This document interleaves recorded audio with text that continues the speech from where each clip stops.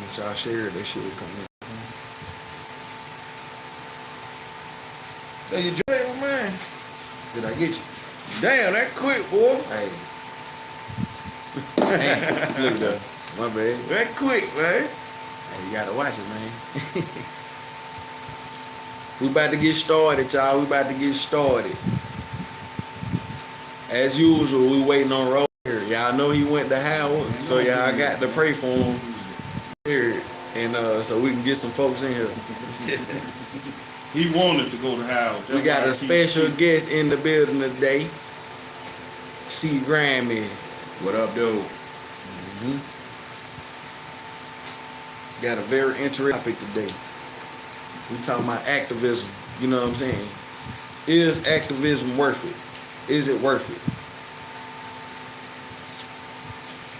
Some say yay, some say nay. But give us a second. We're gonna let y'all get in here, and we finna share this on social media, and then we'll get rolling.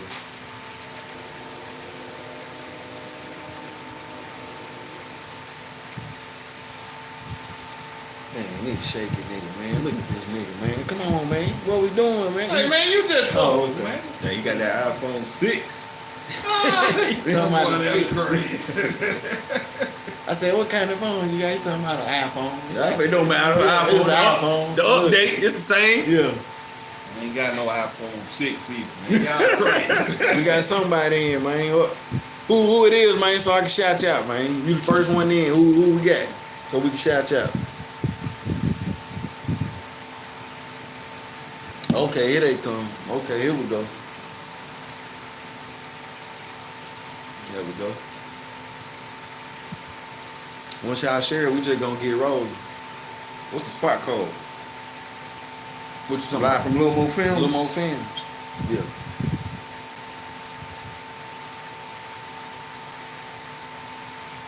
Yeah, man. Got a good topic for y'all today. First, I want to say shouts out to C-Grimey for pulling up on me, man. You feel me? Because he ain't have to do that. We've been trying. We know you busy. We've been trying to get with you. We finally got you in here, man. Man, I appreciate y'all having me, man. Never too busy to bust up on two of my favorite content makers in the city. That's what's up, man. That's what's up. Well, C-Grimey finna, once he share, we're going to get rolling. Y'all just going to have to go back and rewind it if you missed the first part or whatnot. All right, we ready. I'm sure. You ready? All right, what's up, y'all? This is Lil Mo Films, RMJR. and this is the War of Words. We got a special guest in here today. You know what I'm saying? A local activist, a local artist. You know what I'm saying? He been very involved in the community. Done a lot for the city. You know what I'm saying? And we just want to give him his flowers today while he in front of us, and let him know that we support him and his movement and everything he got going on. Welcome to the platform, C-Grimey. Man, thank you so much. That means a lot, man, what you said. Yeah. Give your flowers while we here, man. I appreciate that. What you got about it, Roland? Man, we just happy to have a conversation, man, because we got 3 individuals who in their own lane but coming together to push it forward for the city. Ain't nothing better than that. Yes, sir. So the title of the day is activism. You know what I'm saying? Is it worth it? You feel me? I guess we'll go. I'm gonna ask Roland first, because you the guest and you the activism, you the specialist on this topic. Okay. So we want to give our opinions first. Cool. And then let you top it off. Cool. You know what I'm saying? Cool. Love it. So you asking me the question, is it worth it? Yeah, is activism worth it? I mean, it's worth it, as long as you putting, I mean, you're going to have pitfalls, you're going to have people hating on you, you're going to have roadblocks, but it's worth it because you're making a difference in somebody's life. Whether it's 1 or 1,000, there's somebody that's look at you and what you're doing and say, hey, we need this. So it ain't always about the grand scheme of things. It's just about making a difference in that one person's life, and one turn to 2, and so forth and so on. I dig that. I cannot agree with that. You feel me? But I will say I feel like it's another word in there somewhere, man. It's another definition. It's not activism. I don't know what the word is, but it's another word that's needed for today's times. You feel what I'm saying? Because this a new breed of activism. It ain't the same thing. You know what I'm saying? As it used to be. So I feel like I'm waiting on that person to come who gonna come with the new thing. What we finna do now and not be on the kind of the sort of the old way. You Some feel what I'm people saying? be capping though. Yeah, that Yeah. too. That They'll too. say, yeah, man, I'm active. And it take more than just tapping into your computer or being live to say you active. Yeah, I did. That's just real. So what you think, C-Grimey? So the general question, is it worth it? Short answer, yeah. It's really rough, man. It's a lot that goes into it, but it's definitely worth it. Like for me, just when somebody busts up on me that I absolutely don't know at all, and they be like, yo, I see what you're doing out there for the community, for black people, for minorities, for poor people. I appreciate that. Keep going. Like the little grants you might get, the little whatever you might get for being a contractor and the speaking engagements and little money you might get here and there is cool, but like that's what really keeps me going. Knowing that the general public, the people in the hood, like when I pull up to the hood stores and people like, yo, that's C-Grimey, what up, man? That's man, you know, yeah, he rap, but he be with that Black Lives Matter shit and he be holding down for the community. That's what makes it like the biggest compensation I could ever get, that the people, you know, they notice what I'm doing and they got my back and they applaud and you know, the sacrifice I'm making to be a voice for the voiceless, a voice for the community, a voice for the hood, a voice for black people. Yeah, money came by that. Money came by that. Yeah. And let me tell you, even so-called activists or advocate that's getting paid, they might have a book out, they might get a bunch of donations, they might get blah, blah, blah. You know what I'm saying? We're not basketball players, we're not rappers, actors. We don't, most of us, 95% of us don't have the means to get security, to have a gated community, a gated crib, top of the line security. So no matter what you might see an activist earning, you know what I'm saying? We know how America was built. We know how it maneuvers. These crackers is ruthless. And you know, I mean, from the death threats and the threats and the static that I get, I can only imagine what somebody who's on a more national or global platform gets. So you know, I mean, I hate when people pocket watch activists or advocates, you know, people working in the community, because you know what I'm saying, you don't know what they go through. And it's not like back in the old days. Malcolm and Martin and those leaders, they had a support system. They house, they car, they babysitters, meals, travel. That shit was taken care of by congregations, supporters. Most of your grassroots organizers don't got that, you know what I mean? So quit pocket watching. But man, it's definitely worth it, because if we don't continue to make voices be heard, to cause ruckus, to challenge the status quo, minorities, black people are gonna get bullied, poor people are gonna get bullied. Yeah. And you know, we gotta keep pushing and keep fighting, man. Actually, we need more activists. Yeah. So let's get into this, man. Like, first of all, what got you into doing this shit, man? Like, what made you just wake up one day and say, man, I think I'm gonna be an activist? Did it even start like that? Did you just get into it like on accident, or how did you get into it? So for me, man, like I was never like, I'm gonna be an activist, I'm gonna be a community leader. I just seen the lack of black men, especially younger black men, taking a taking a leadership role in the community, looking out for the people. And I noticed, I listened to the stories of my elders, my uncles, my grandparents, you know, older people just around, looking at movies and documentaries and seeing how the black community used to take care of the black community, you know what I'm saying? Yeah. I even remember when we was coming up, if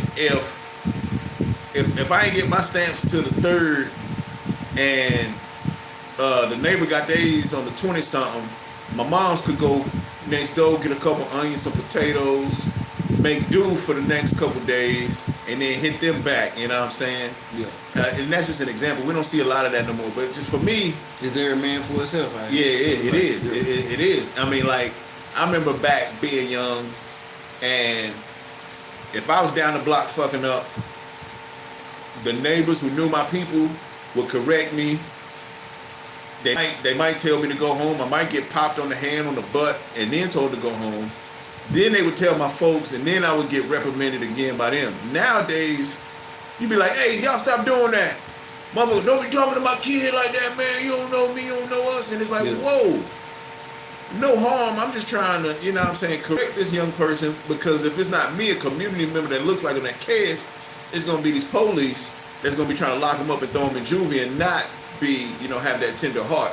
But do you feel like this? What I'm saying though. I'm not saying I disagree with you, but I gotta play devil's advocate to make the conversation go. You feel what I'm saying? So this what I'm my bad. No. So look, do what I'm saying. You don't feel like that when the times change that you need different tactics to change with the times?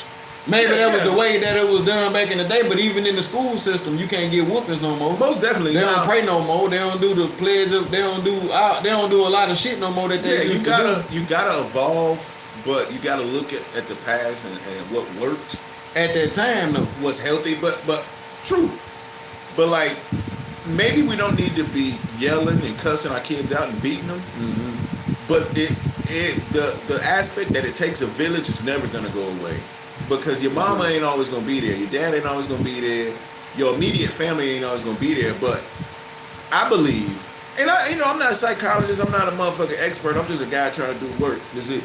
But I believe if we had more of that village aspect, less of our youth would be fucking up, getting thrown in jail, et cetera, et cetera.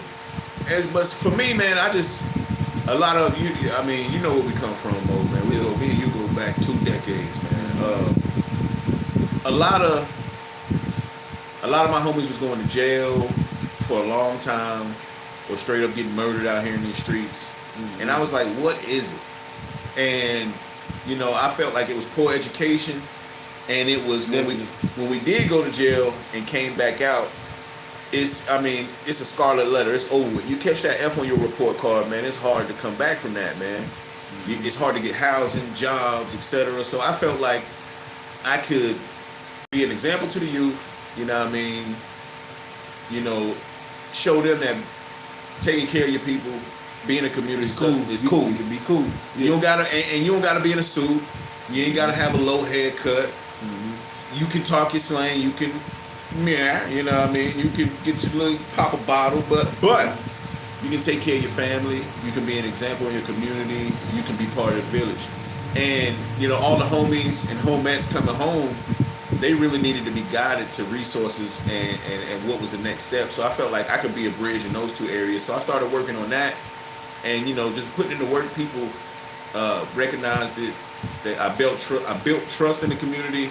And it led to me stepping into leadership role in other avenues. But that's just how I started. I was like I wanted to be an example that you can be a young black man. And you care can about be your cool, community. but caring about your community is part of being cool, you know what I mean? So let me ask you this. What was it when you jumped out there? What came with it that you were like, whoa, I ain't know it was like this? That's a good question. That is a good question. So, first of all, what came with it, you know, I started, as y'all know, I started working with the kids and doing the art and shit. Yeah. And putting little programs. And what came with that is we got a bunch of kids in the hood from single parent homes, mostly single mother homes, who have little or no male role models. So after you gain a kid's trust, after pulling up to the rec center or to the school 2 or 3 weeks, and you a dude that looks like them, look like they be in the hood, but you in here pouring, you get something, they attached to you, right? And they start unloading their trauma on you. And I was not expecting that, and I was not prepared for that. Like, man, kids, what's going on in their home life? They mama doing this, they getting beat, they not eating. They come from a 3-4 generation of gang members. You know, I had 2nd and 3rd graders straight up banging. Like, Like I'll never forget it, man. One of my, I'm not gonna call his name out, but a homie that went to Woodmore, and we was doing a art program, and one of the things was free dance. Just do your dance move and express yourself. Mm-hmm. And man, he started hitting the wall, throwing up the signs, and he was like I think he was in second grade at the time, first or second grade, and I was like, wow. Yeah. And you know, as you get to learn more about him, his parents were gang members, his cousins, his uncles was gang members, his grandparents was gang members, and so you know that's just what he knew. So that was like unexpected, just the unload of trauma from people that you're helping, and man, like I said, then the threats that you gonna catch, man, it's like, what's the worst threat you done got? What they say, C-Grimey? We gonna cut it off and hang it on the tree. What they say? What they say? You know, they say all type of stuff. What the worst thing that happened was over the summer, leading the protests here in Chattanooga in solidarity with what was going on around the country, around the world. Man, them crackers put my address on the internet, man, like my real live address, and had a bunch of, well, we're gonna get them, we're gonna burn that shit down, and you know what I mean, I had the homies sitting on the porch 24/7 for about a good 2 weeks. I got new cameras put up, extra cameras put up, man. You know, I had that thing on me, you know what I mean? But that was like probably the most surreal thing. And well, as we were painting the mural down there on MLK on the streets, it was this one dude, this one white man who actually came down there. What the fuck is that mask?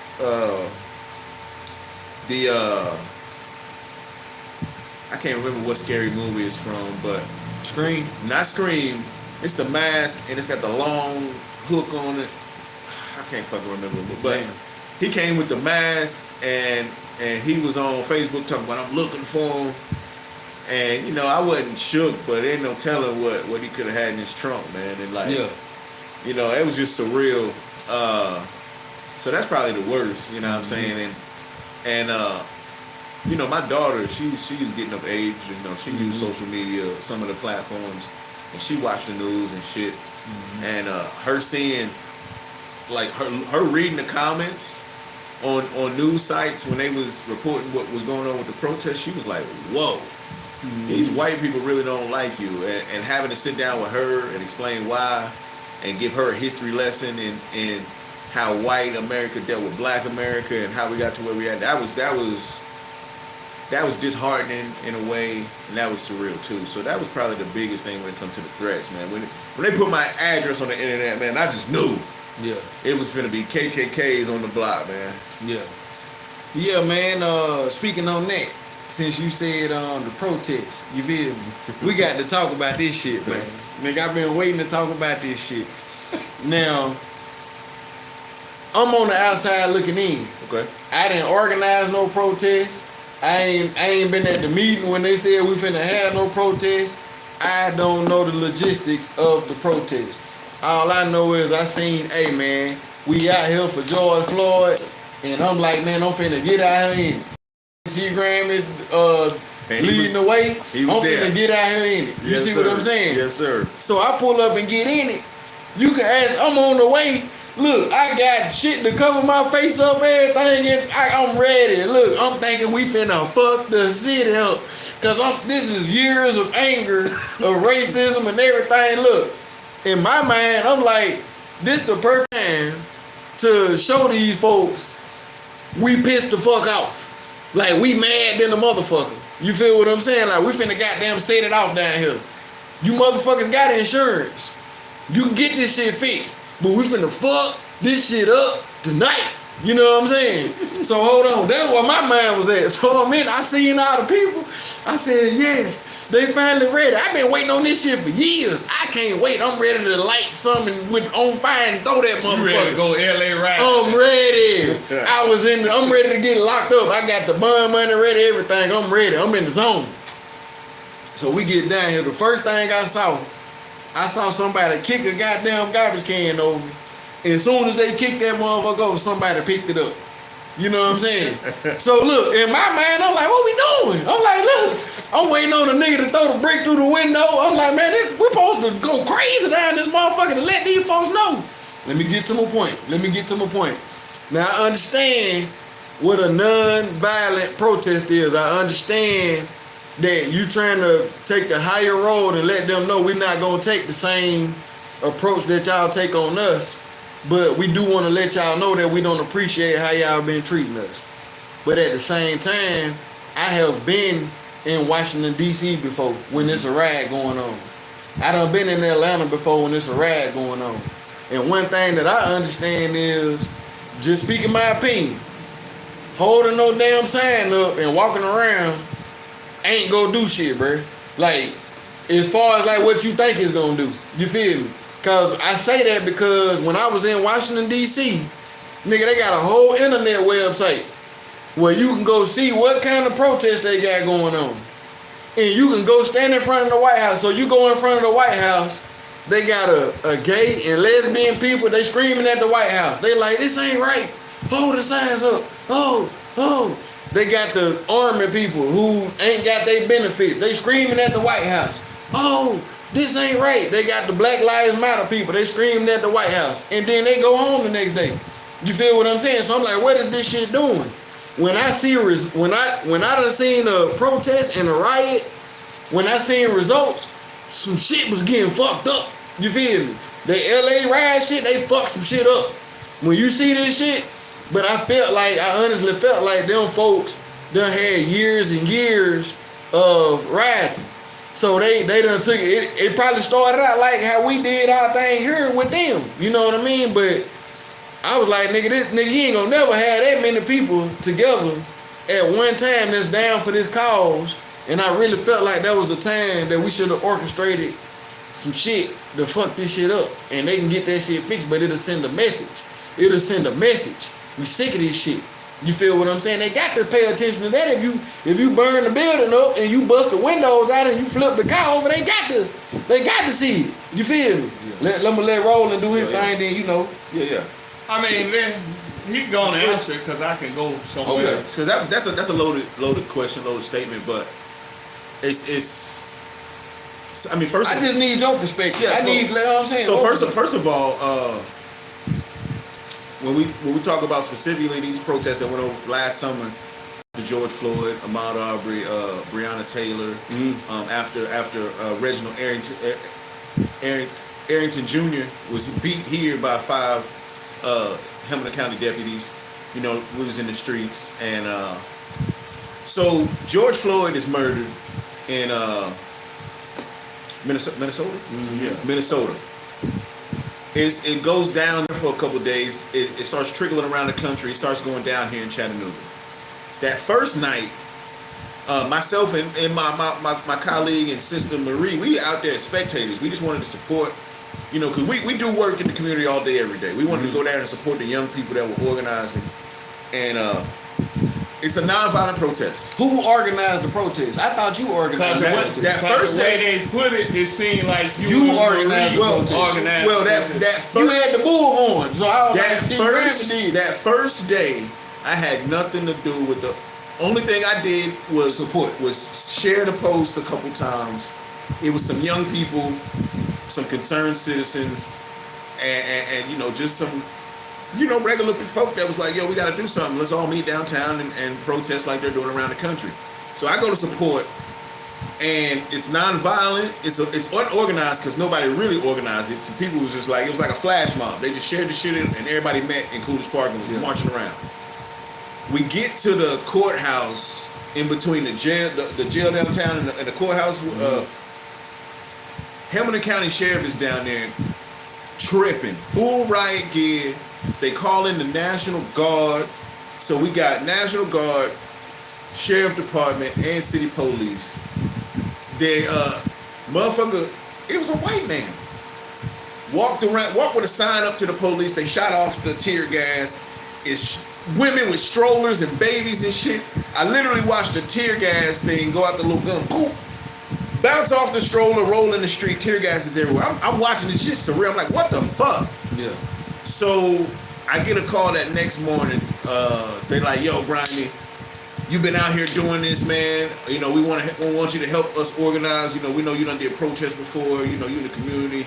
We finna burn this bitch down. We finna burn down the courthouse. We finna burn down the Walgreens. Burn it down. We finna. That's what I'm. Yeah, let's burn it. I'm with them. So my first instinct is like, you know what? Fuck it, we finna burn this shit down. Like Minnesota, like burn it. But then I'm thinking, okay, we had a peaceful protest the night before. There's children and babies out here. They so itchy to do something. They shooting tear gas and shit. What are they gonna do when it's a bunch of upset young black people actually doing some shit? Not only are they gonna be moved, it was more white people than black people though. Yeah. That's what I'm saying is that's the shield. You gotta use you gotta use the play. You got the white people, they ain't gonna fuck them. But yeah, it was more white people. It was mothers and babies down there, and they still use that force. Mm-hmm. So now that we got people that are actually gonna be meeting force with force, what are they gonna do? And I didn't want to see, especially young black people who are go to jail or worse, not make it home. So I was like, how do we take this momentum, this power in numbers, and make some real tangible stuff happen? So I get with Marie, and we're like, we got to come up with some real demands. So like the real power is, I got 500 at any given night during the protest. It was on the low end 500 people. Yeah. 1,500, 2,500 people meeting in Miller Park, roaming the streets, right? So the real power is that we're holding these people back. If you don't start fucking with us, though, we're gonna let the goons loose. And so, even though in the spirit of the ancestors, Martin and Malcolm and them, we didn't just fuck shit up and so quote unquote riot, but we were not passive. We weren't singing "We Will Overcome" and shit. Doing what we wanted to do. We they had some COVID restrictions. We were taking over parks. Shout out to everybody that helped out and brought medical supplies and PPE. Because we all wore masks and had sanitizer and social distance when we could. But it got some real tangible things done, because we were like, look at these white people and white men and white women that are also upset about the things that black people have been saying for the longest. So, without risking being that revolutionary who is murdered and jailed immediately, because to see what they've been doing to activists with the peaceful demonstrations we've been doing, if we go straight rogue, straight rebel and start fucking shit up, people like myself, Marie, and others, man, we'll be murdered or set up for a crime in a week. I wholeheartedly believe that. You know what I mean? And although we had a great number in that heat of the moment, heat of passion, if we had those type of numbers on a regular day, we get a lot more shit done. But what we did get tangibly done we got 3 of our demands met. 1, CPD never had the duty to intervene in a policy. So now, in black and white, if an officer is standing around while somebody's got the knee on the neck or something to that effect, they're just as liable. Mm-hmm. Number 2, we got the duty for a warning shot. If an officer is not perceived to be in immediate fatal danger, by police policy, by legislation, they are required to do a warning shot. Mm-hmm. Now, I don't know exactly what that looks like. Is that in the air? Is that in the ground? But they're required to do a warning shot. And number 3, the biggest thing we got, in my opinion, is for CCA to not re-up that contract with Hamilton County Jail, which they were trying to get a 90-year or 99-year contract for CCA to continue to run Silverdale. And you know how they treat motherfuckers in Silverdale. Yeah. They locking people up for nothing so they can keep that jail full, so the investors can continue to get that money. So now the earnest is on the Hamilton County Sheriff Department to keep up Silverdale. And that's why we've seen the downtown jail be shut down and everything moved over to Silverdale. They're making that transition over. Okay. But I just didn't want to see all those people. That would have diminished this is a racist ass town. We know how Chattanooga moves. And all they would have did was brutalize people. All that militarized gear that they got, that would have been their perfect chance to use it. People would have been shot close range with them bean bags. Worse, people would have been tear gassed. So many would have been arrested. But this what I'm saying though. This all I'm saying. And some may not even ever got out of jail. This what I'm saying though. Okay, you got people let's just say you got a gang member, right? Yeah. When he signed up for gang banging, he know what come with it, right? For sure. If you gonna sign up to be an activist, you feel me? Martin got killed. Yeah. Malcolm X got killed. Yeah. You feel me? You got to be ready to die about this shit. You feel me? For sure. It seemed like y'all scared to die. Oh, you no. feel me? That's what it sounds to me. Look, that's what I'm saying. I got to argue. I'm taking with you, offense to that. I got to argue with you. I put my life on the line. I was willing. Hold on, let me say this. And this is what people don't know. I don't just, and with me, I can only speak for me, and I can speak some of what my colleagues and my close people have done, like Marie Mont. We appreciate what the ancestors and the elders have done. We respect the work that's come before us. So when all this shit popped off, I didn't just jump out there and say, even though young people called me and Marie up specifically and said, yo, we want y'all to come out, we still went back to the elders that's been doing this for guidance, for wisdom, and to see how should we maneuver. Mm-hmm. And so I was asked by the elders, how do you feel about jumping out there and being the face, being in the media, shit? And I accepted that role. And with that role, especially living in the dirty South, racist ass dirty South, a lot come with it. Meaning, you might get killed for this shit. Your life already on the line. Like so, you say, you getting death threats, you getting people hitting you up and shit. You know what I'm saying? Like, look, let's get it straight. We ain't nobody knocking that. You feel what I'm saying? But I'm saying on the outside, now these conversations I done had in the barbershop. Yeah. That I done, I'm out here when I do my film thing. I'm speaking not just for myself, but for people who was wondering, like, man, damn, what we doing? You know what I'm saying? Like, what we, they want to know. You know what I'm saying? Like, what we just gonna hold signs up? You know what I'm saying? Like that's what it looked like. Now the people don't know. That's why I got you here. Because I really want you to explain in depth how behind the scenes works. So that's y'all still get. What did y'all get done? What did we get accomplished from the protest? Yeah. Like let the people know what we did gain from it. So that's like stuff like that. You want us to keep people chill and not fucking downtown up? Then y'all need to work. Y'all need to put this in the police policy so we don't have a George Floyd in this motherfucker. Y'all need to put the duty to warning shot so we don't have any more Javarios getting shot for no reason. So that's what comes behind the scenes. You know what I'm saying? Because like what good is a protest if there's no demands? Because like we say, I don't think black people have come as far as they should have, but I don't think that's because peaceful protest was unaffected. Because I do believe there needs to be a mix of savagery where you just fuck shit up and peaceful protest.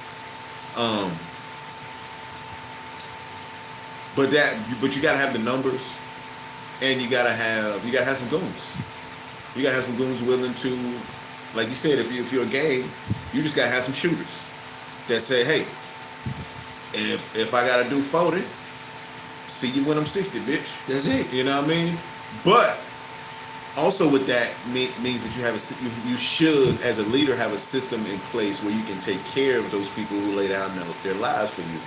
And while we had a bail fund, we didn't have enough bail fund money to get people out for burning down City Hall, for 1,000 people going to jail in one night. And that's the sacrifice. That's why it's called. This is what I'm saying. That's in my mind, and I'm gonna let you talk, Roland, because I know I keep talking. But look, this is what I'm saying. In my mind, that's the sacrifice, bro. What I'm getting at is, when the white man came over here to America, Yeah. so-called Christopher Columbus, Yeah. them motherfuckers didn't hold no goddamn signs up. You feel me? They didn't march around and say, Indians, can y'all leave? Nah, they put that action in. You feel me? I just don't see us getting nowhere without no action, bro. You feel me? Yeah. I don't see how in the hell that they give you, they make the laws, right? They giving you the law. Why would they give you the law? They giving you the law of freedom of speech. You can stand out here and talk all you want to. They giving you that. They say you can come out here and talk and walk around all you want to. Long as you do it under these guidelines, we ain't gonna lock you up. So that's the I think that's the thing you gotta. First of all, during this period of time, everybody that was out there and wanting their voice to be heard wasn't a trained soldier. So you can't go straight to war just because you have some enthusiastic people that believe in the cause. Now, if everybody was trained, it was only a few. I dig that. That were trained and So ready what you to go. saying is y'all weren't ready for battle, so it wasn't that type of war. That was just off the cuff. Yeah. And we had to strike and get what we could out of that period of momentum. I got you. Without getting nobody hurt. Without getting people fucked up. because now imagine if I was like, yeah, okay, we're gonna burn this shit down. Now instead of a dozen trained soldiers got a few cases for such and such, we would have hundreds of non-trained soldiers still in jail to this day for arson, vandalism. But that's the sacrifice of the movement. That's what it takes. You know what I'm saying? They gonna lock your ass up. That's what they supposed to do. That's the game. If you ain't about that, then you need. You feel me? 'Cause that's you know what I'm saying. What you think, Roland? I mean, if anything you sign up for, you gotta be ready to roll with what come with it. But I guess one of my questions is, what would it take for, we hear about George Floyd, Sandra Bland, and people of that nature. What would it take for, you got interstate tax? Interstate tax. Why we ain't hit the streets about that with interstate tax? I was ready for that. That was my question. That was gonna be one of my questions. It's got to be a unified front. I believe, So what, he wasn't important enough? I believe it was a perfect storm, and I hate to say this, it was a perfect storm because it was pandemic. Everybody was in the house. Everybody was forced to focus on that shit, and it wasn't many other activities to disengage yourself. You saying the George Floyd thing? Yeah. Okay, I got you. Because we look. That's true. That's true. We in the pandemic. You can't go to the movies. No NBA playoffs. No basketball, football. Fuck it, I'm going to the protest. Yeah. I got you. I dig it. Then, you know what I'm saying? It's hard to ignore. You got George Floyd, Breonna Taylor, Ahmaud Arbery, and then our very own beating right here, Mr. Reginald, in our own backyard, all back to back. Mm-hmm. So it's hard to ignore. So like that, it was the, and I hate this. I hate that it's that way, because like for interstate tax, we was out there, but it wasn't 2,000 people. It was 30. Yeah. And that dwindled down the next day to 7. You know what I'm saying? Mm-hmm. We was out there, we just wasn't in the numbers because, you know, people was distracted. I think we got too complacent, too comfortable when you can roll you up turn on Netflix in the AC, lean back, pop some popcorn, and rub on your boob. And you know what I mean? You forget that we out here getting fucked in the butt with no Vaseline. Yeah. But yeah, for us to get every city, every black community, everywhere in America on a local level has to get. It doesn't take much. It doesn't take. If we had 30 people every Tuesday and Wednesday at the county commission and the city hall demanding justice, we would get shit done like that. It just takes. It don't take many of them, but a few of us is plenty of us. You know what I'm saying? I dig. And we gotta wake up. We gotta wake up and just do our. It don't take much.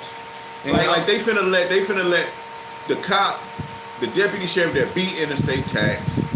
He had a year or a year and a half of paid vacation, basically. 2 years. Desk duty, bullshit duty, getting paid, getting his salary, earning his pension. They about to let this man that not only beat interstate tax while he was in handcuffs, but I want to say has at least 1 or 2 other fatality discrepancies on his record. That man don't need to be the police. He need to go work at Sam's Club, Home Depot, something else. something else. But it takes black people, and not the deacons and the pastors and the city council people, but regular black people from the community taking a couple hours out of their month to demand change. Yeah. I did that. I guess my whole thing was like I got family in California and shit like that. Like and they just go about all this shit a whole different way.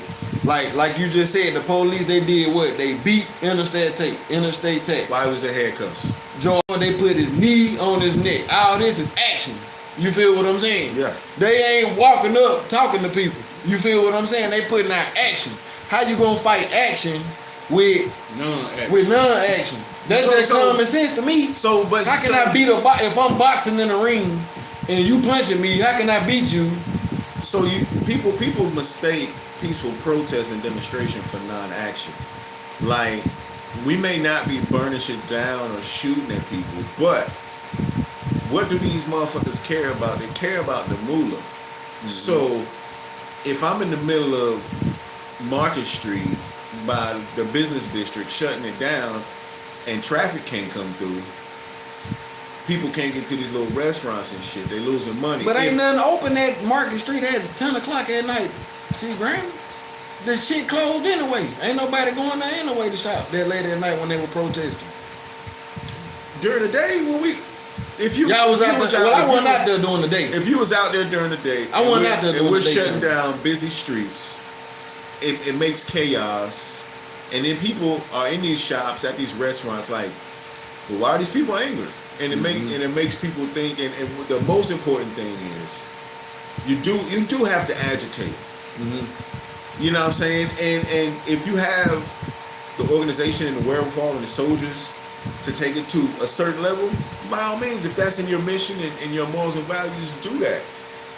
But you can't go from angry people wanting to protest to then wanting to have a militia and a week, a month.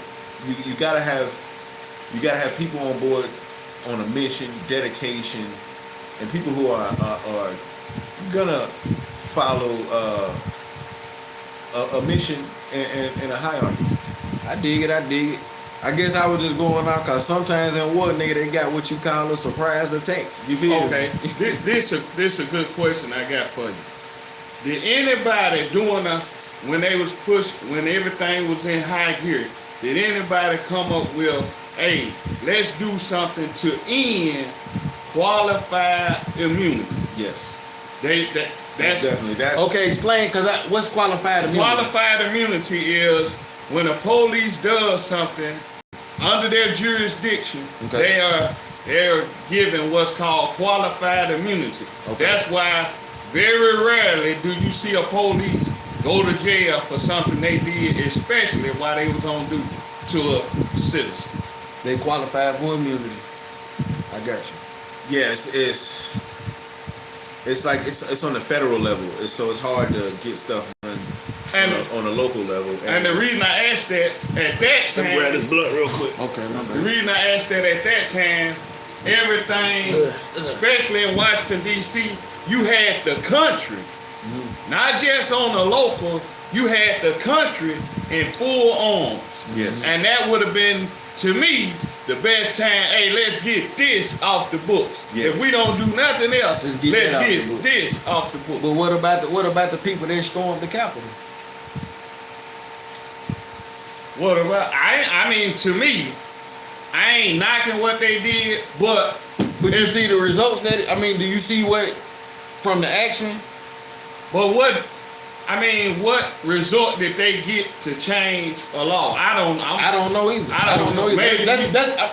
Look, all I'm doing is trying to, because it's niggas who not into politics like me, who don't really be. I'm just on the outside looking in, and the first thing in my mind was, because I done seen so much TV and so much shit, nigga, why we ain't fucking this shit up? That's all I done seen. I understand not to mess. So I'm ignorant on the whole thing. You feel me? And it's a bunch of people out there like I understand not to mess stuff up, but I also understand, hey, it's certain things we got to get rid of, because if qualified immunity especially if that protects them. So you got, in order to get them to stop, take the protection away. I know you don't have the you just one man, I understand that. Yeah. But I'm So saying at that time the system, it was full fledged So as us as that's a good point. That was definitely one of the demands on a local level. What we want to see is a community oversight board, COB. That means independent of the police, not internal affairs, not the district attorney. A group of citizens, independent of the police. When Lil Mo says this motherfucker whooped my ass while I was in handcuffs, the case gets sent to the community oversight board, and they look at the evidence, and they decide should there be punishment. You know what I'm saying? Mm-hmm. Because police cannot police. You know what I'm saying? Okay. And the community oversight board needs to have subpoena power and the power to bring a case to the DA and say, hey. And we've seen municipalities like Nashville, Austin, Texas, other places do, Brooklyn, make stuff like this happen. Mm-hmm. So police have accountability while we're getting qualified immunity worked out on a federal level. But again, that's why we got to be involved. It's like, why do we do this? This shit can happen? But because earlier you said you went to Washington and they was holding a sign up and blah, blah, blah, but ain't nothing ever been done without violence. That is not true, because the demographic who has got the most changed in federal, state, and local municipalities are the LGBTQ plus community. And when have you ever seen them riot and burn some shit down? They do it in a different way, though. What I'm saying is it's peaceful protest. You know what they do? They hit your pocket. They use their consumer power, and they say, if you don't fuck with us, we not gonna spend money over here. We're gonna tell everybody that fucks with us not to spend money over here. And furthermore, they're gonna band together and help one another. And even more importantly, they're gonna organize and get out there and vote people in local, state, and federally that are gonna make way and laws and legislation for them. So they're intentional, and their demographic is not even, it may be larger than the black demographic, I don't know, but I don't think it is that much larger if it is. Yeah. What I'm saying is I believe there's more black people in America than there is, maybe I could be wrong, I don't fucking know. I don't know the numbers on that, but I know we have a large demographic that if we were consciously using our voting power and our voice in this manner, we could get more shit done. You don't see the LGBT, you don't see refugees and immigrants burning shit down and rioting, but you do see them getting shit done because they use their dollar and their voting power. You're right on that, but I will say this, you feel me? It's usually an event that spark these things, meaning they beat up some LGBTQ person, or they killed them or something, or they did something to them, or they offended them or something. There's always some type of... That's not true. Okay, let's take the marriage thing. They didn't say this happened. So they said if you are a venue, a business that doesn't mess with, we're not gonna shop it. What I'm saying is a marriage is different from getting beat up by the police. With the gender neutral bathrooms, they didn't say we're gonna burn your shit down. They said we're not gonna fucking shop here. And people was like, you know what? You know what I'm saying? I don't give a fuck what we believe in. We gotta put a gender neutral bathroom in here because we losing too much money. But what we do as a community, we may get upset for a second, but we don't gonna boycott for long if it's convenient for us. If it gives us a little bit of convenience, we have a list of people who take the dollars that we give them and then give them right back to racist Republican legislator makers, Trump administration, such and such and such and such and such. But we, instead of saying, you know what, I'm not gonna fucking eat at Wendy's no more because they take such and such money and give it right back to Trump. Because it's round the corner and it's a 4 for 4, we take our ass to Wendy's. It's a lot of shit going on. It's a lot of, you can blame leaders, but as a household to household, we gotta be more disciplined like we was back in the day. Everything has shifted and changed, and we need to evolve, be more accepting and inclusive and innovative. But we do got to take from the ancestors and what they did, and we just got to stop kicking our own self in the ass, shooting our own self in the foot. Stop spending money with people that don't fuck with you. But one thing the LGBTQ community got that we don't got, they got people who got big bags, who control more than we realize. And that's why, okay, you said something about us, you ain't getting this, this, and this because we control this, this, and this. Look at the baby. Yeah. He said something that they took offense to. And they controlled a lot of that arena. So they said, let me get this, let me get this, let me get this. So the next one will know, hey, don't even try that. Mm-hmm. Okay, so we don't have that kind of staying power. So Paul, yes, we do. Paul's right there. Us, the people. Okay. You got 99%, you got 1%. 99% is the regular folk. The 1% is the elites with the money. And yes, they control a lot of shit because they got the resources. But the powers with the people, not the situation with the baby. I was there. I was at Rolling Loud. As a straight black man, I was offended. I was like, damn, if I don't put my cell phone lighter up, I'm sucking dick in the parking lot. That's fucked up, bro. I was rocking with you. But should he have been off of shows and ostracized like that? If you make a mistake and say some dumb shit, if you give a sincere apology, you should be able to learn, educate, and move forward. Mm-hmm. Now, y'all remember a couple months back when the country singer, the white dude, got out his lift and said nigger, and they start taking him off shows and all that stuff. He's a superstar country singer from Nashville, blah blah blah. So all that happened, but what white America did, his followers and his fans, they said, all right, y'all gonna take him off these festivals and shows. We're gonna stream the fuck out of his music till it goes times 10 what he was streaming. Mm-hmm. So he recuperate all that money back. Mm-hmm. So I don't think what the baby said was cool. You don't down people for who they are, what they do, or what kind of ailments they may have. You don't shame people into applauding you or throwing their cell phone lighter up by saying degrading things. But we've all said stupid shit. You know what I'm saying? So you feel like he should be banned from them shows? I mean, did you agree with that, with the decision to, or did he just say the wrong thing, thinking it was cool to say it, thinking he could get away with it? I think he said something that he didn't think would hurt people's feelings, and sometimes you say stuff that doesn't come from a place of malice, but still might offend somebody. You know what I'm saying? Yeah. Do you feel like that when y'all got in trouble for burning the flag? Did y'all feel like y'all offended some people who might have, just like you take the LGBTQ thing? You know what I'm saying? There's people out there who feel that way about that flag. Do you feel like you stepped on their toes? Or do you feel like you should be punished for disrespecting them? I'm gonna answer that question, but to finish the point about the baby, I feel that Black America, after he apologized to all people, we should have supported him with our voice and with our power. We should have streamed his music and said, hey, you fucked up, but we still believe in you. Just like they did with the country. Just like they did with the country music singer. You know what I'm saying? And not to give him a pass for anything he said, but to let him know that white America, corporate America, they don't have the say of what the culture thinks people's punishment and career should be. But to answer your question, that was kind of the point. That was kind of the point. If this flag, if this sheriff flag holds such a meaning to you, get that straight too, because people thought it was people had it misconstrued. They thought that y'all burned.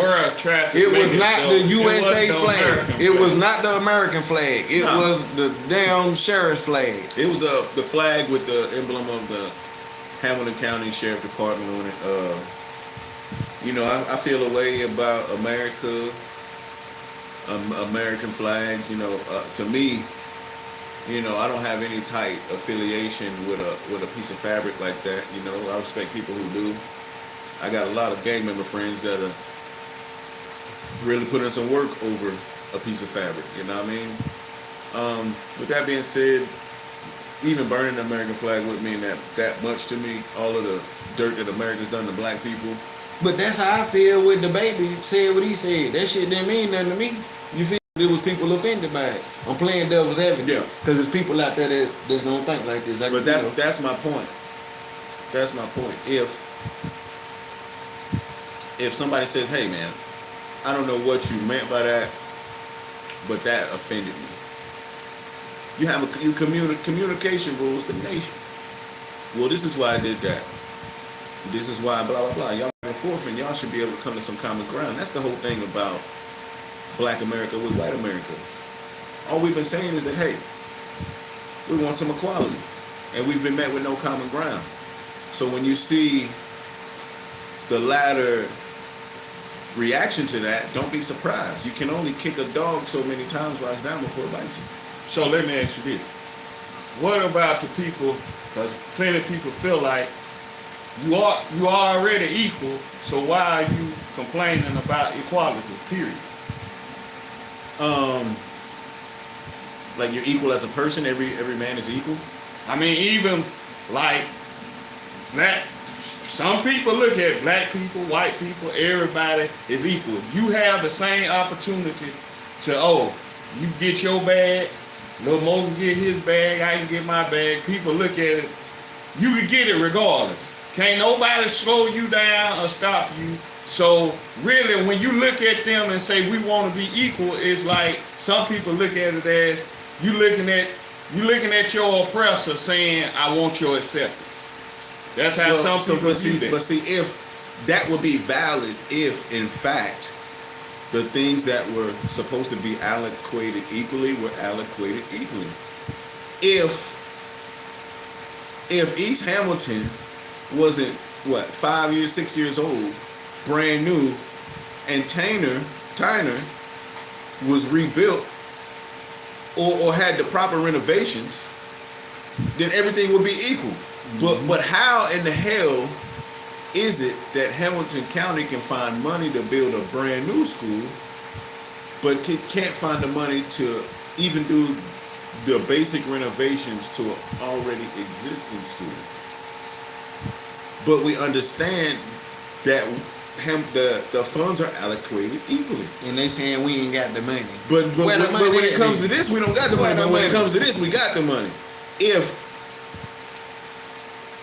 we didn't have the data and statistics that simply and plain, there's what do you say? Man, we ain't gonna never be looked at as equal in this world. If we didn't have the data that black people are less than 15% of this country, but they're more than 40% of the jail population. I tell you right there. That doesn't make sense. Yeah. If we didn't have, if you can tell me that your great granddad's life didn't affect your life, then I will believe that. But that's just not the case. Mm-hmm. That's just not the case. If your great granddad was allowed to make a decent living, buy a home, and then use that equity to put your parents in college so they can have a good career, or pass that home down so your parents can live in that and flip it or whatever to give the next generation a head start. If that wasn't the case in life in capitalism, then that would be a fair statement. But the simple fact that when black people had their own shit, when y'all said, look, we don't want y'all around, y'all go in your own space, and we did that. And we had our own townships and businesses and hospitals and schools and banks and public transportation and loan companies and all of that shit. And they literally airstrike them motherfuckers. Literally burn them to the ground. So if my great granddad had a store, but it was a store, a house, assets, but he was then subsequently murdered, all his resources burned to the ground. My great grandmother was left as a widow with 2 children, 3, 4 children, which puts my grandmother in a state, which puts my mother in a state. Did he have insurance? Did he have life insurance? Did he have back in 19? When did that shit happen? I don't know. Look, this is what I'm saying. 1918, 100 years. Let me explain this. 1920. Let me explain this for the viewers. You feel me? It's black people out there. I'm kind of. I want to be ignorant. I want to ask you ignorant shit. Yeah. This is what niggas I feel you. who y'all need on the team to help y'all do what y'all trying to do. This is what niggas want to know. And I believe, I believe that's also part of my calling, just to break shit down. You see what I'm saying? You come from that, so you got to be able. I didn't know none of this shit either. Explain that to them, like they can burn the building down, nigga do this, like they waiting on, you know. So that's why I'm asking you these questions. Yeah, I feel you to get that out. I feel you. Yeah, you know, the past, the near past. They didn't have insurance and shit like that. It wasn't even that shit. That was shit. Just that shit was just fucked up. It was just over. That shit was just starting. Insurance and shit was non-existent and just starting. You know what I mean? We're talking about in the 1920s and 30s. Mm-hmm. But you know, my granddad was born in 1940. Mm-hmm. So his dad was born in the 1900s. So we think about 100 years, and we like, damn, that's a lot. That shit really ain't that long ago. And we think about 60 years ago, how many black families was affected? How many people had thrived? And still affected by it. How many? Exactly. Yeah. So, long-winded answer, if all of that stuff wasn't a factor, that would be valid. But people, like I had that infamous debate with Candace Parker. People, her thing is reductionism. Who is Candace Parker? Excuse me, not Candace Parker to who, but Candace Owens. Candace Owens, the Republican. Okay. My bad, Candace Parker. She's one of my favorite WNBA players. Shouts out Tennessee. Ball basketball, baby. What she does is reduce the effects of the past to now. If we don't even gotta go back to slavery and to Jim Crow. Let's just go back to the war on drugs. You know what I mean? If they wasn't giving my uncle, one of my mentors, 15 years for an ounce and a half of crack cocaine, while we seen that's less than really long got for what he have? How many keys he have? Shit, a bunch of them. Yeah. 8-10 bricks that they caught him with. You know, he got out of what, 12? Only thing he did that much. You know what I'm saying? If that wasn't a factor, then it would be true. But we can pinpoint how the black family was directly attacked for the simple fact of white supremacy. So miss me with that. We all on the equal playing shit. Okay. With that being said, this how I look at it, and this me. Mm-hmm. I ain't speaking for nobody else. I'm speaking for me now. Mm-hmm. Once you vote, you are participating in a system that we've been talking about it. Don't treat us fair. Don't do all this. Why are we continuing to participate? Now this me in this system we know don't have our best interests at heart. That's me. You know, first of all, I gotta.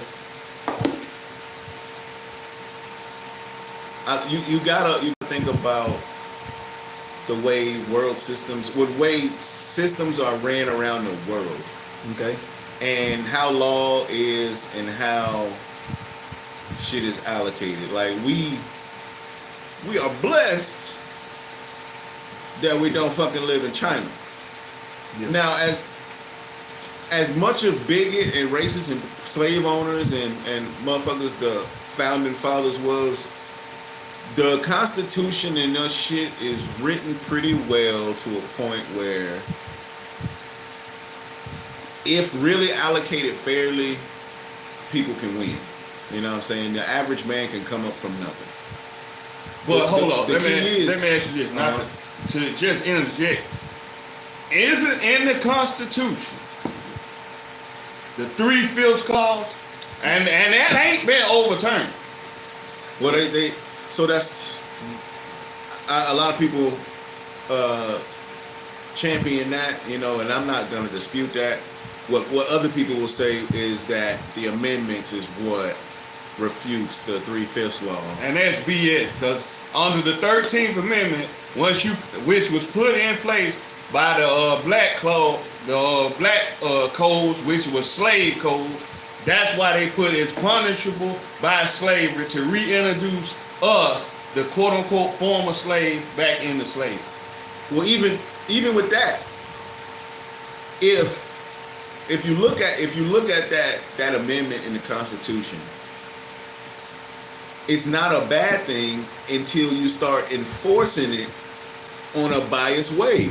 The thing, okay, nobody is supposed to be in captivity unless you do something that goes against the law. So that's cool unless you start making the laws unfair to a certain kind of people.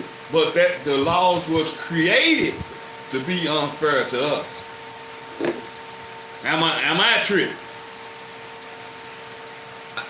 We definitely were not included in the thought process of the beginning of the correlation to all this bullshit. But with the amendments and gaining freedom, we're supposed to be interjected on an equal plane.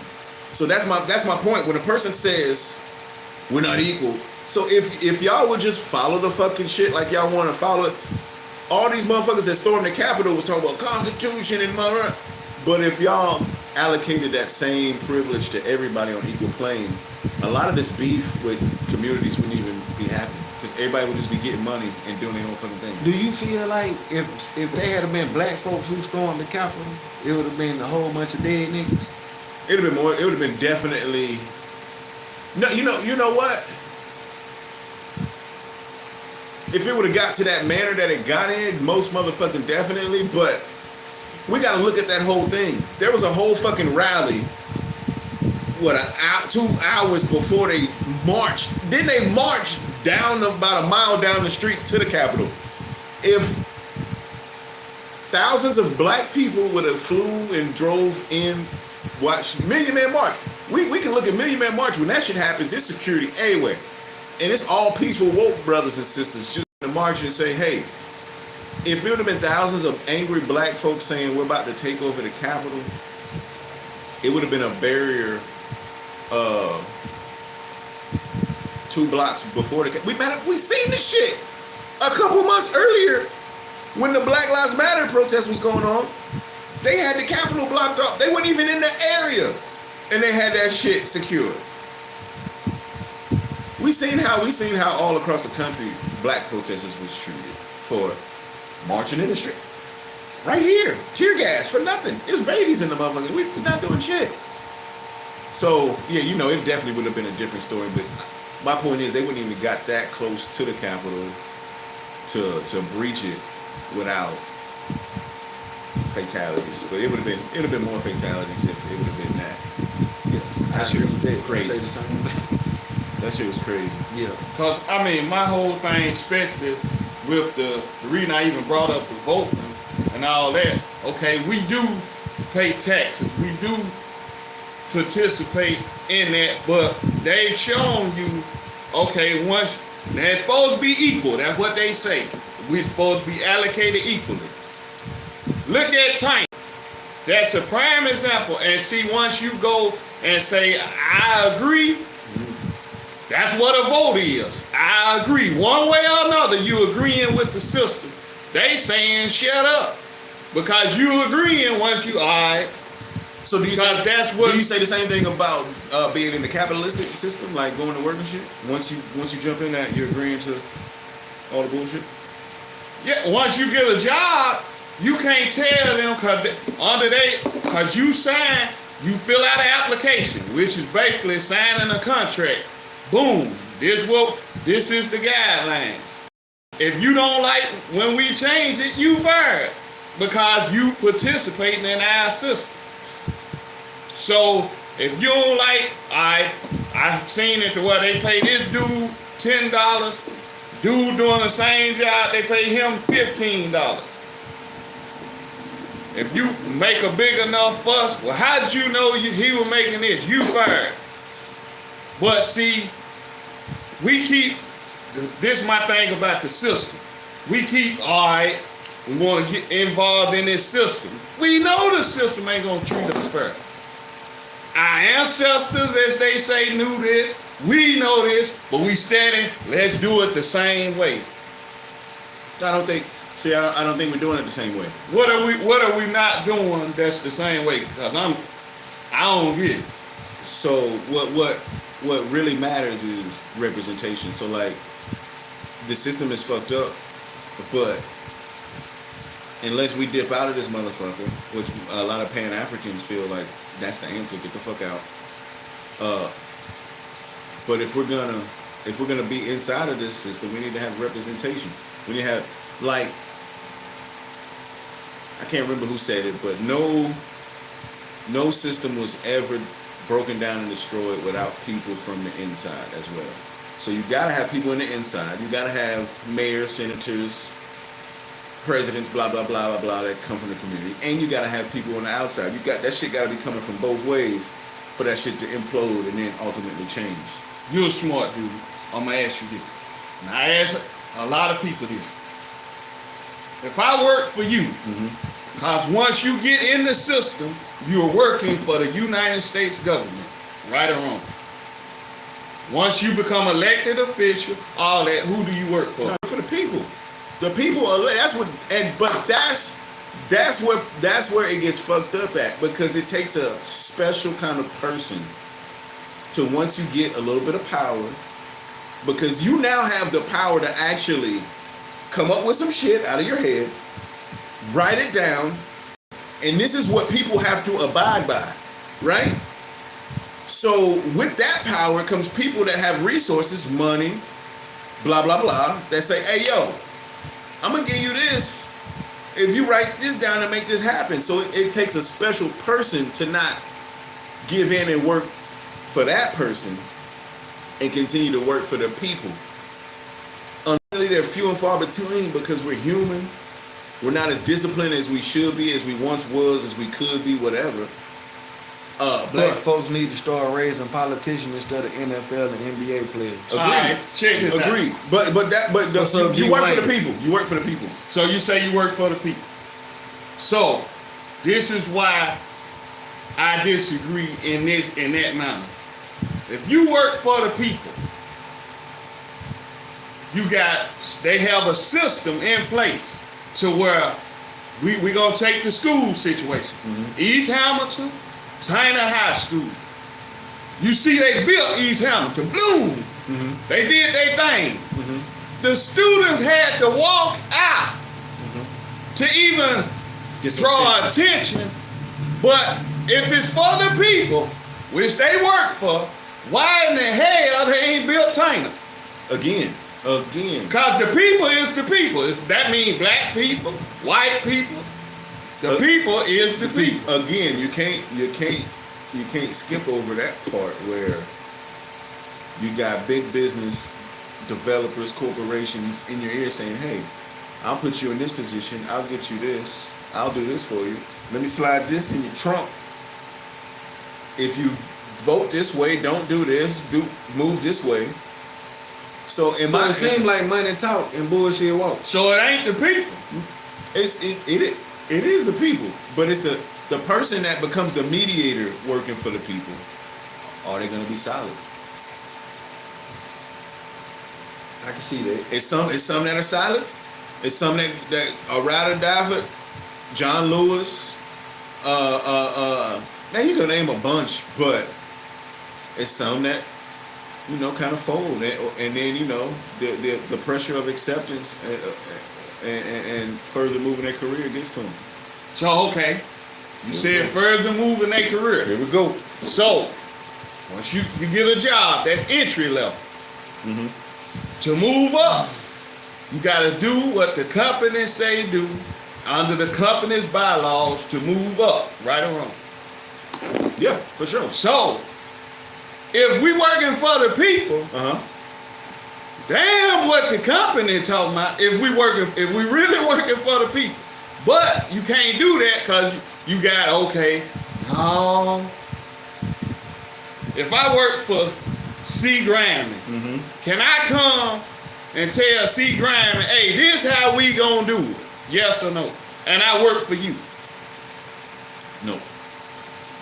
That's my thing with the elected officials. That's why they say you gotta play ball. Roland feel like, but that voting don't. He say he don't vote. It don't. But that's the thing. It doesn't stop with a vote. That's a small piece of the puzzle. I get what you're saying, but after the vote, now it's time to, cause like it don't. Being a boss don't stop when you hire a good candidate. You read a motherfucking resume. You see what they've done in the past. Okay, yeah, you the right motherfucker for the job, but that you don't stop being a supervisor or a boss once you hire a good person. When this person is doing something, you go to him and say, hey, no. You go to him and say, hey, this is what we need done. This is how we need it done. We need you on board. And if you ain't on board, what happens? You get fired. So if this person is not on board, what happens is we organize and we get somebody that is gonna do the job. We get them in and go. So if we're not being and that's what all the other demographics do. And so if we're not being an integral, of course we get effed. If we don't have nobody, because what we should have is C-Grimey, Lil Mo, Roll in elected office, because it can happen in the districts where we stand, or we from at least. Mm-hmm. It's our people that are the voters, and if we got out and organized and voted, man, it's less than 1,000 votes that can get you in city council. You heard me? But even when you get in city council, you still gotta. So we vote people in to go place another vote. We vote. What's up, Big Mo? That's what city council is basically. Cause once they pass something, to get it passed, hey, I can't get nothing passed by myself. That's even true. after being Before elected. we go there, I gotta get this off, because I believe in voting. I believe voting is powerful. So what would you say to somebody who don't think voting works? Like me. Like Roland. Roland don't believe in voting. Some BS. Well, so you say it to Roland because he don't believe. This is a nigga who don't believe in voting. He don't think it works. How? Convince Roland to vote right now. This is a double example. If protesting and voting didn't work, Chattanooga wouldn't have a city council at all. It's all because black activists in the 80s and 90s in the 70s and 80s that we got a city council. So let me ask you. And it's all because of black activists and black people voting that the districts are the way that they are. Because if it wasn't for black activists saying, yo, the way that shit is being municipal in the city is fucking unfair, and we gotta do something about it. So they came up with the city council. If voting power didn't matter, Demetrius Coonrod wouldn't have her seat. The people, for better or for worse, the people voted her in twice. No, she ran unopposed this time. No, she ran twice. But I think she was unopposed this time. I don't know. Nah, she had a. Well, anyway, two terms. She had a opponent. Two terms. Okay. So whatever you feel about her, the community voted her in. Yeah.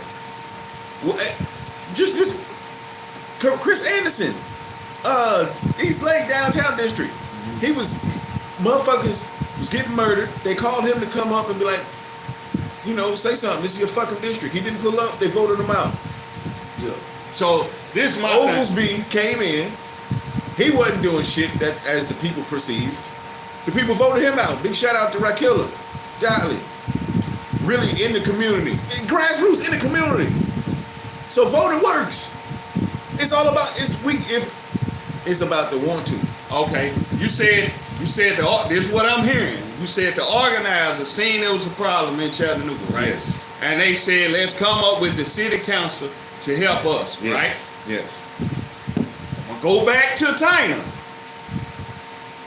Why in the hell did the city council that were put in place to help us didn't say, hey, you built East Hamilton, let's build, and if it's I look at it as just something to appease the city council, and I'm gonna say this, and people can get mad, an appeasement. It's something to get you to shut the hell up, to appease you, so you could go about your business. Because if it was really doing this job for real, when East Hamilton got built, China would have got built. Well, it's simply because that's it's a lot to it. It's a lot to it. We got to get involved in. City council don't control the school system. That's the county and the school board. And then that's a whole different. School board is kind of like a governing body, just like city council. That we got to be involved in and make sure we're voting people on that's representing our babies. So we gotta have our. If we sitting at home on voting day and not voting, it's hard for us to be like, well, what about this? Well, we didn't have the input on the front end. So how we gonna have the input on the back end? We can't continue to be pissed off on the back end and not do the work on the front end. Now, if everybody was doing something, if it was organizing, if it was volunteering, if it's voting, if it's a combination of all of that, if everybody in the black community is doing something on the front end, we won't be complaining on the back end about how we getting effed in the butt with no Vaseline. Okay, how do you feel about this suggestion? You know, I agree with this. Some people feel like this. You know what I'm saying? Like, man, fuck them folks, man. Them folks don't want to fuck with me, man. So let them folks do their thing. This is what I'm saying.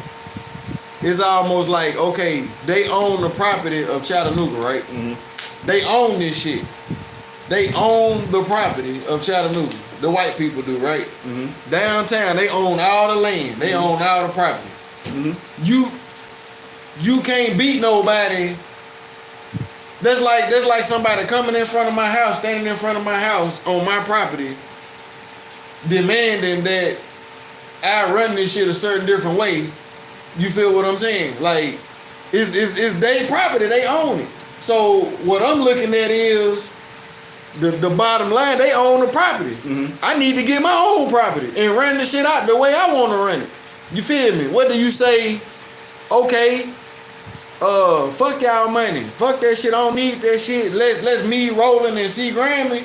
Let's create something to get our own money and use our own money to do our own thing. You know what I'm saying?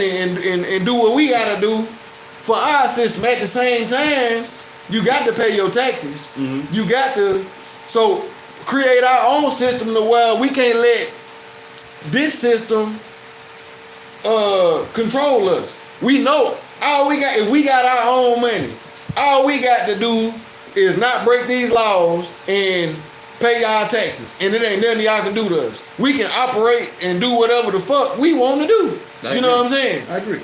You see what I'm saying? To me, to a point, I agree. I feel like all this energy we putting into all this other shit, we should be putting the energy into making folks independent and making folks learn how to create their own revenue. When you say all this other shit, like, what do you mean?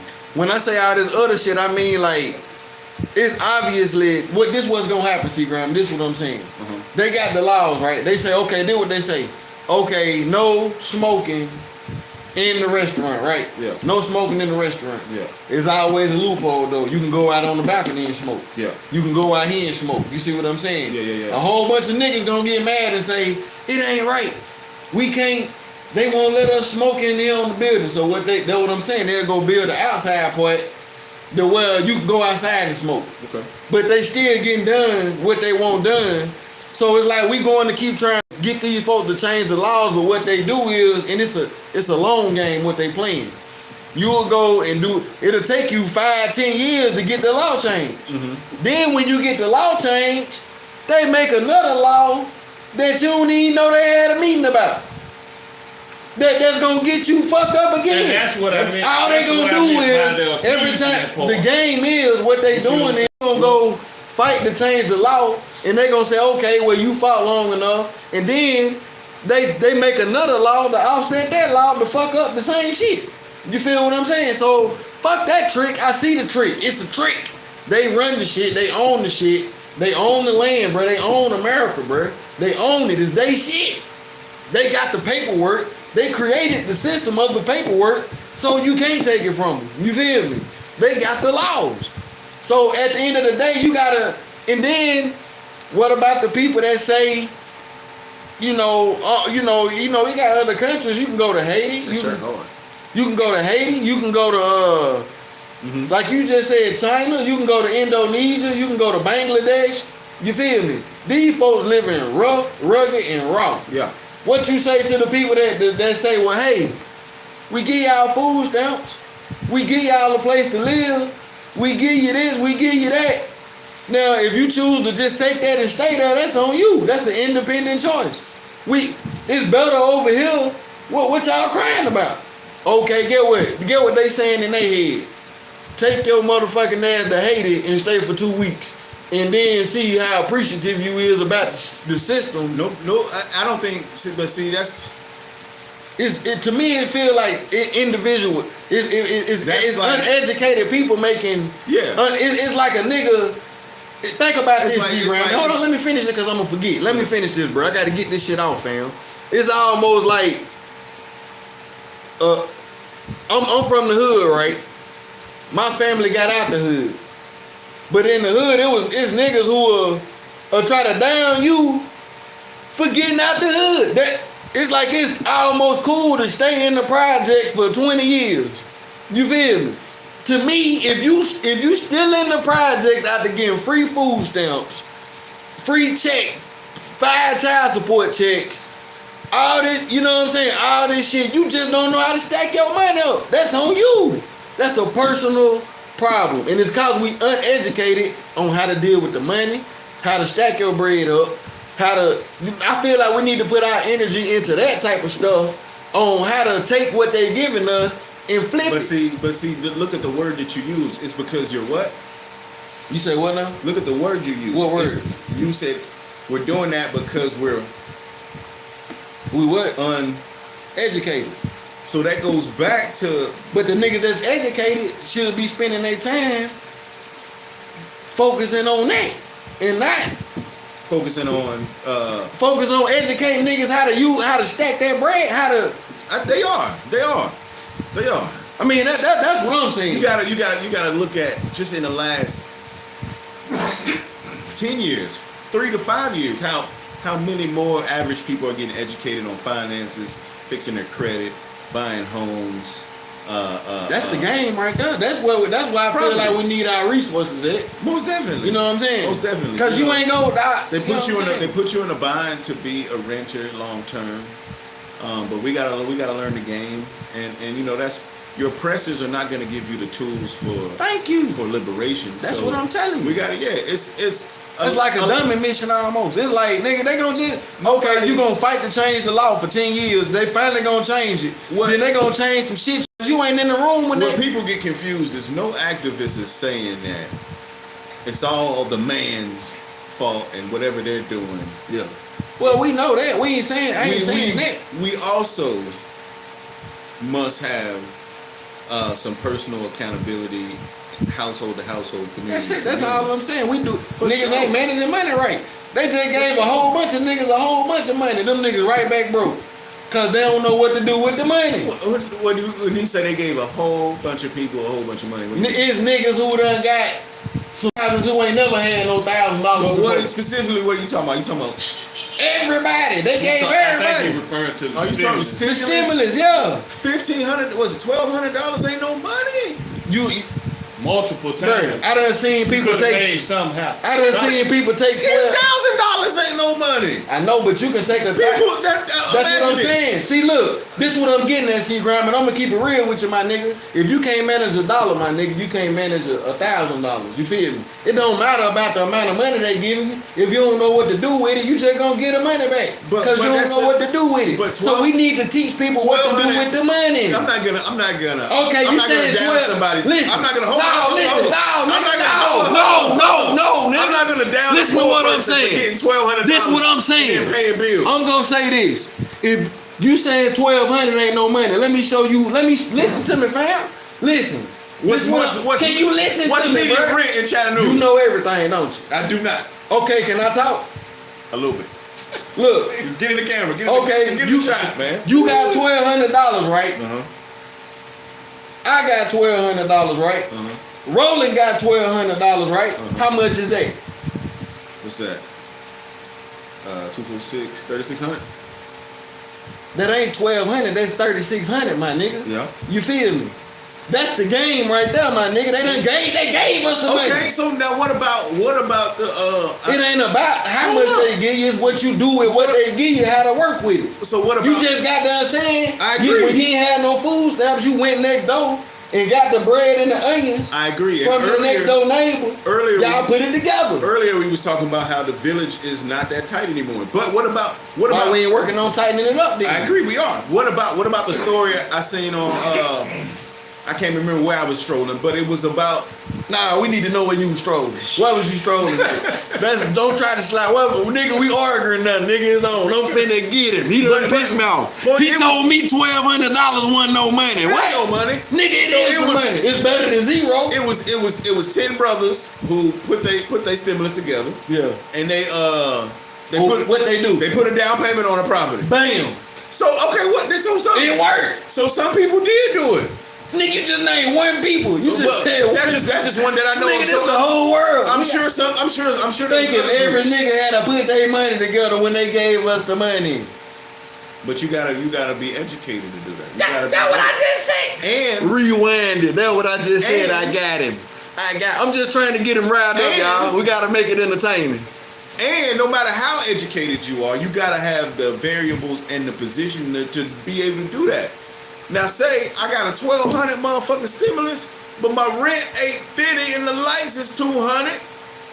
They been $200 before they gave it to you. But okay, but now what you talking we're about? not factoring. You been surviving before they gave it to you. We're not factoring in the whole reason why they gave stimulus, man. It's not just because they said we're gonna drop off 1,200. I'm saying that's what I'm saying. It's because niggas wasn't working for months. You gotta be able to capitalize on opportunity, fam. But if you missed that window, it was a few people who was still in position. You might not never have that chance again to have 1,000 people marching in the street, bro. 80. You gotta capitalize off of that when it happened. We did. That's what I'm saying. But 80, you're not factoring in that 80 million people have been laid the fuck off. So you after 6-8 months of working $1,200, that's 1 month rent, 2 months rent, if that. I'm saying you gotta so now take a chance. Some people you gotta take a chance. Yeah. They got on the boat and rode on the ocean to come to America, then they took a chance. You got to take a chance. You gotta roll the dice, nigga. You gotta roll the dice. You can't, nigga. What you gotta lose? This is what you gotta lose. How you gonna ask a mama not to go buy a loaf of bread and some motherfucking eggs for a kid? They been not having the bread and the eggs, though, nigga. And say go start a business. Nah, man, go do this and flip that money. You saying it like that stupid. You made a face like that. No, I'm saying I gotta feed my kids. I would love to invest this money in maybe 3-6 months, 2 years. Well, you might have to be hungry for a little minute. You ain't gonna die. There's people all across the world who don't eat every day. You can't. We comfortable. That's what I'm saying. Reality. Man, we gotta feed them. Man, they'll be all right. You're cheering. You got cheering. Yeah. You seen how you want to get to it when they hungry. But I'm saying though, fam, don't nothing happen without sacrifice, fam. Without you gotta be able to ain't nobody got to the top and done what they done. Henry Ford, the Ford Motors nigga. White privilege. His family living richer than the motherfucker, but that nigga was in a dirty suit every motherfucking day in the garage trying to figure that shit out. He still had. You feel what I'm saying? He still had white privilege. He was over here making cars while niggas was motherfucking. So you miss me with that shit too. No, I'm just saying. I'm just using an example. Okay, take the what's the black nigga who invented the peanut butter? What's his name? The peanut butter. You think they gave him Booker T. Washington? You think they gave him his proper compensation? Oh, excuse me, Washington. George Washington Carver. Excuse me, Carver. I'm sorry, Carver. Yes. You think they gave him his proper due and his patent and his money? Hell no. That's what I'm trying to tell you. So get what? What did Master P do though? He got it out the mud. Out the mud. You feel me? He took what little money he had. He got a settlement. $10,000, what you said ain't no money, and turned that $10,000 into what he had now.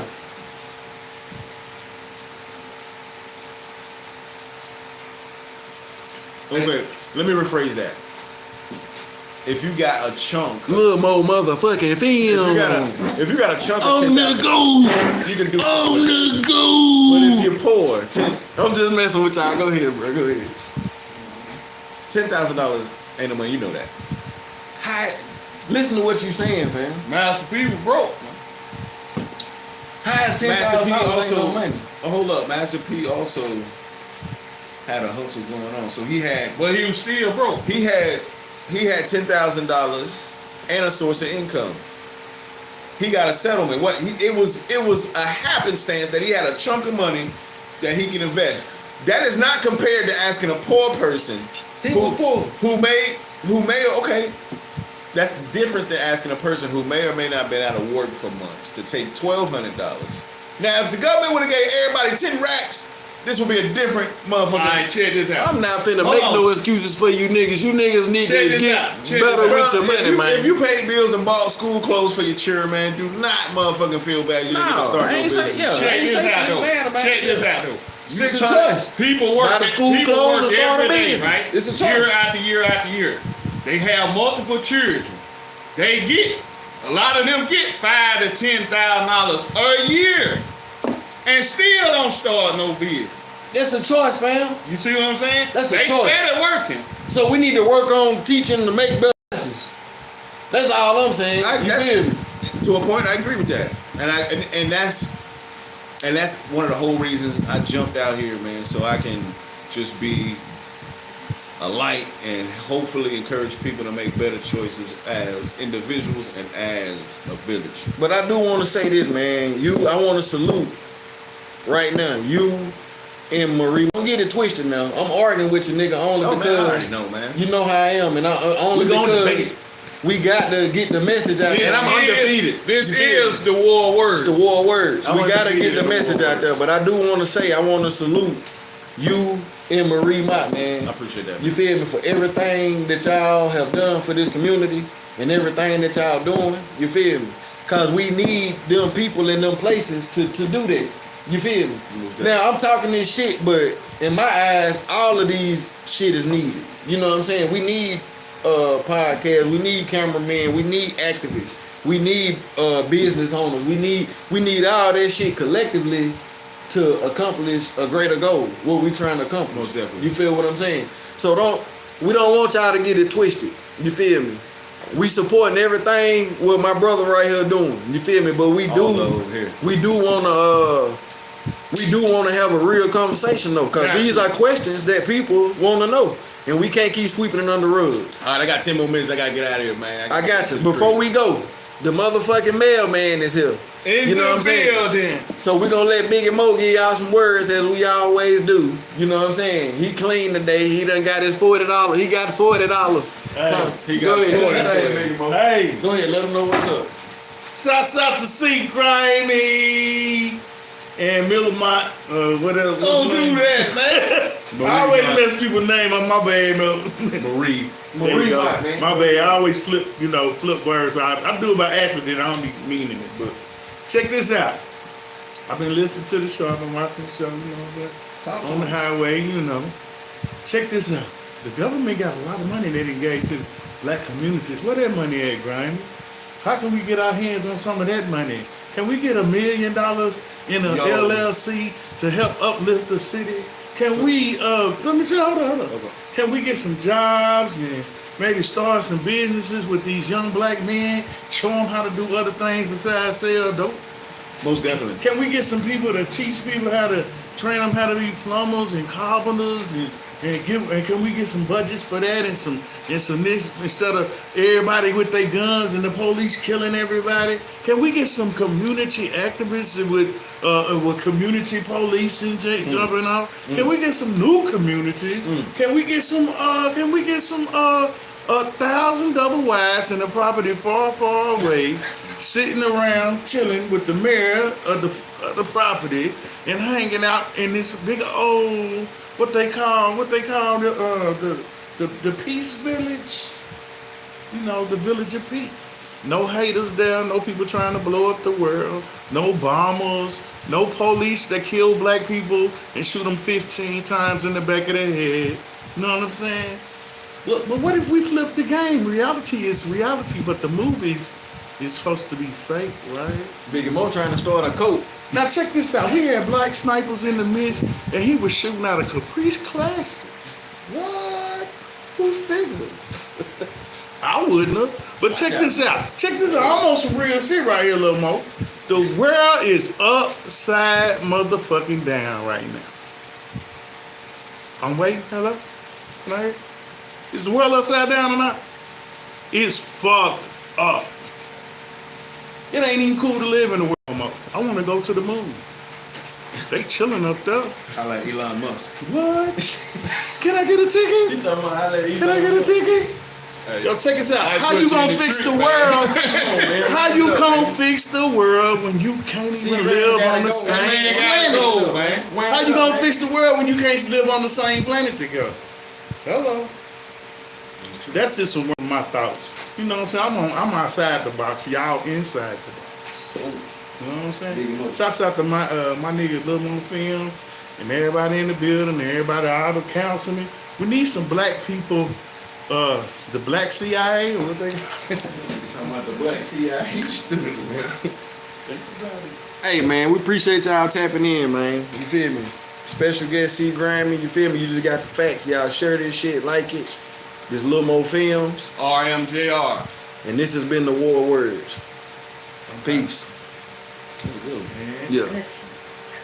We gotta, you know what I'm saying? Man, this man.